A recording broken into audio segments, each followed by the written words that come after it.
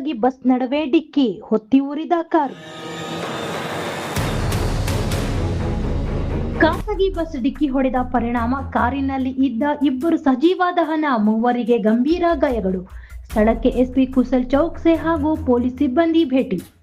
ಖಾಸಗಿ ಬಸ್ ಹಾಗೂ ಕಾರಿನ ನಡುವೆ ಮುಖಾಮುಖಿ ಡಿಕ್ಕಿಯಾಗಿ ಇಬ್ಬರು ಸಜೀವ ದಹನ, ಮೂವರಿಗೆ ಗಂಭೀರ ಗಾಯಗಳು ಆಗಿರುವ ಘಟನೆ ಕೆಂಚಾರಹಳ್ಳಿ ಪೊಲೀಸ್ ಠಾಣಾ ವ್ಯಾಪ್ತಿಯ ಕಡಪ ಹೈವೇ ರಸ್ತೆಯ ಜೋಗ್ಯನಹಳ್ಳಿ ಹಾಗೂ ನಂದಿಗಾನಹಳ್ಳಿ ಮಧ್ಯದಲ್ಲಿ ಘಟನೆ ನಡೆದಿದೆ. ಘಟನೆಯಲ್ಲಿ ಮೃತಪಟ್ಟ ವ್ಯಕ್ತಿಗಳನ್ನು ಹಾಲಿ ವಾಸ ಬೆಂಗಳೂರು ಹಾಗೂ ಆಂಧ್ರ ಪ್ರದೇಶ ಕಡಪ ಮೂಲದ ಧನಂಜಯ ರೆಡ್ಡಿ 31 ವರ್ಷ, ಕಳಾವತಿ 50 ವರ್ಷ ಎಂದು ಗುರುತಿಸಲಾಗಿದೆ.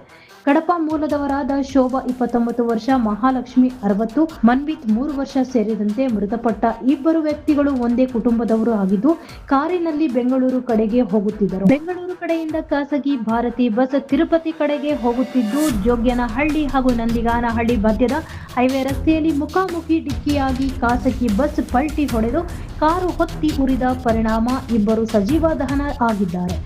ಘಟನೆಯ ವಿಷಯ ತಿಳಿದ ತಕ್ಷಣ ಜಿಲ್ಲಾ ರಕ್ಷಣಾಧಿಕಾರಿಗಳಾದ Kushal Chouksey, additional SP Raza Imam Khasim, DYSP Muralidhar, circle inspector Venkataramanappa, Shivaraja, sub inspector Mamata ಹಾಗೂ ಅಗ್ನಿಶಾಮಕ ದಳದ ಸಿಬ್ಬಂದಿ ಸ್ಥಳಕ್ಕೆ ಭೇಟಿ ನೀಡಿ ಪರಿಶೀಲನೆ ನಡೆಸಿ ಮುಂದಿನ ಕ್ರಮ ಕೈಗೊಂಡಿದ್ದಾರೆ. ಆಗಿದೆ ಇವತ್ತು ಬೆಳಿಗ್ಗೆ ಗೋಪಲ್ಲಿ ಗೇಟ್ ಹತ್ರ ಆಗಿದೆ ಇನ್ಸಿಡೆಂಟ್. ಒಂದು ಪ್ರೈವೇಟ್ ಬಸ್ ಬೆಂಗಳೂರಿಂದ ಮದನಪಲ್ಲಿ ಸೈಡ್ಗೆ ಹೋಗ್ತಾ ಇದೆ ಮತ್ತು ಇನ್ನೊಂದು ಬೆಲೆನೋ ವೆಹಿಕಲ್ ಮದನಪಲ್ಲಿ ಸೈಡಿಂದ ಬೆಂಗಳೂರಿಗೆ ಹೋಗ್ತಾ ಇದೆ. ಅವರದು ಹೆಡ್ ಆನ್ ಕೊಲಿಷನ್ ಆಗಿದೆ. ಸೊ ಬೇಸಿಕ್ಲಿ ಈ ಕಾರಲ್ಲಿ 5 ಜನ ಪ್ಯಾಸೆಂಜರ್ಸ್ ಇತ್ತು ಆ ಟೈಮ್ಗೆ. ಸೊ ಫ್ರಂಟಲ್ಲಿ 2 ಜನ ಕೂತ್ಕೊಂಡಿದ್ದಾರೆ. ಅವರದು ಗಾಡಿ ಒಳಗಡೆ ಡೆತ್ ಆಗಿದೆ. ಗಾಡಿಗೆ ಆ್ಯಕ್ಚುಲಿ ಫೈರ್ ಕ್ಯಾಚ್ ಆಗಿದೆ. ತುಂಬ ಡ್ಯಾಮೇಜ್ ಆಯಿತು, ಗಾಡಿಗೆ ಬೆಂಕಿ ಸ್ಟಾರ್ಟ್ ಆಗಿದೆ. ಸೊ ಅವರದು ಸ್ಪಾಟಲ್ಲಿ ಗಾಡಿ ಒಳಗಡೆ ಡೆತ್ ಆಗಿದೆ. ಬಾಕಿ 3 ಜನಗೆ ಸ್ವಲ್ಪ ಇಂಜುರೀಸ್ ಇದೆ. ಅವ್ರಿಗೆ ನಾವು ಕೋಲಾರ್ ಶಿಫ್ಟ್ ಮಾಡಿದ್ದೀವಿ ಹಾಸ್ಪಿಟಲ್ಗೆ.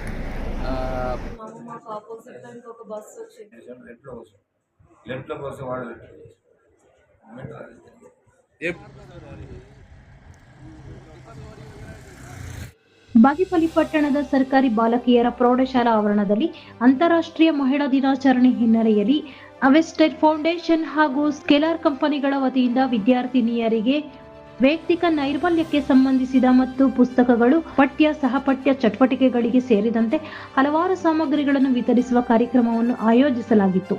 ಈ ವೇಳೆ ಮಾತನಾಡಿದ ಬಿಇಒ ವೆಂಕಟೇಶಪ್ಪರವರು, ಬಾಗೇಪಲ್ಲಿ ತಾಲೂಕು ಗಡಿ ಭಾಗಕ್ಕೆ ಹೊಂದಿಕೊಂಡಿದ್ದು, ಇಲ್ಲಿ ಬಡತನ ಸೇರಿದಂತೆ ಹಲವಾರು ಮೂಲಭೂತ ಸಮಸ್ಯೆಗಳ ನಡುವೆ ಮಕ್ಕಳ ಶೈಕ್ಷಣಿಕ ಪಯಣ ಸಾಗುತ್ತಿದೆ.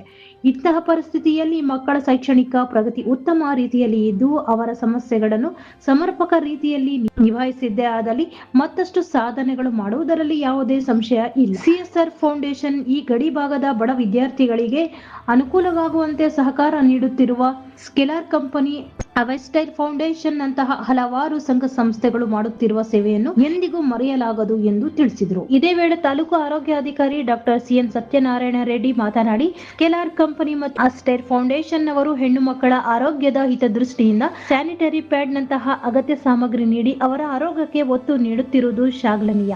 ಹಾಗೆಯೇ ಈ ಭಾಗದ ಬಹಳಷ್ಟು ಹೆಣ್ಣು ಮಕ್ಕಳು ಬಡತನದ ಕುಟುಂಬಗಳಿಂದ ಬಂದವರಾಗಿದ್ದು, ವೈಯಕ್ತಿಕ ನೈರ್ಮಲ್ಯದ ಬಗ್ಗೆ ಹೆಚ್ಚಿನ ಮಹತ್ವದ ಬಗ್ಗೆ ಅರಿವು ಮೂಡಿಸುವುದು ಮೆಚ್ಚುವಂತಹದ್ದು ಎಂದು ತಿಳಿಸಿದರು.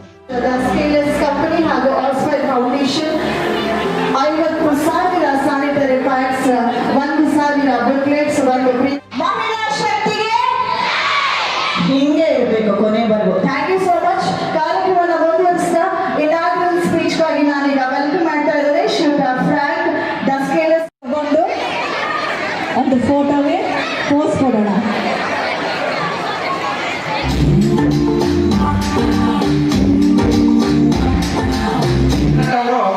ನಮ್ಮ ಶಾಲೆಗೆ ಬಂದು ನಾನು ಮತ್ತು ನಮ್ಮ ಮುಖ್ಯ ಶಿಕ್ಷಕರಾಗಿರ್ತಕ್ಕಂಥ ಆನಾಯಪ್ಪ ಜೊತೆಗೂಡಿ ಈ ಥರ ನಿಮ್ಮ ಸರ್ಕಾರಿ ಶಾಲೆ ಇದೆ.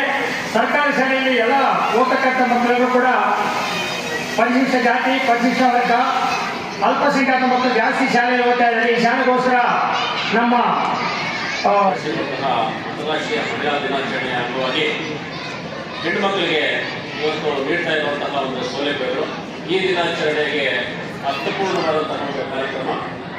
ಯಾಕೆ ಅಂತಂದ್ರೆ ಗ್ರಾಮೀಣ ಪ್ರದೇಶದ ಈ ವೇಳೆ ತಾಲೂಕು ಶಿಕ್ಷಣ ಸಮನ್ವಯ ಅಧಿಕಾರಿ ವೆಂಕಟರಾಮ್, ಸರ್ಕಾರಿ ಬಾಲಕಿಯರ ಪ್ರೌಢಶಾಲೆಯ ಮುಖ್ಯ ಶಿಕ್ಷಕ ಕೆವಿ ಆದಿನಾರಾಯಣ, ಕೆಲಾರ್ ಕಂಪನಿಯ ನಿರ್ದೇಶಕ ಫ್ರಾಂಕ್, ಅಸ್ಟೈರ್ ಫೌಂಡೇಶನ್ನ ನಿರ್ದೇಶಕಿ ಲಾವಣ್ಯ, ಶರತ್, ಸಾರ್ವಜನಿಕ ಆಸ್ಪತ್ರೆಯ ವೈದ್ಯ ಅರ್ಚನಾ ಸೇರಿದಂತೆ ಹಲವಾರು ಮಂದಿ ಇದ್ದರು.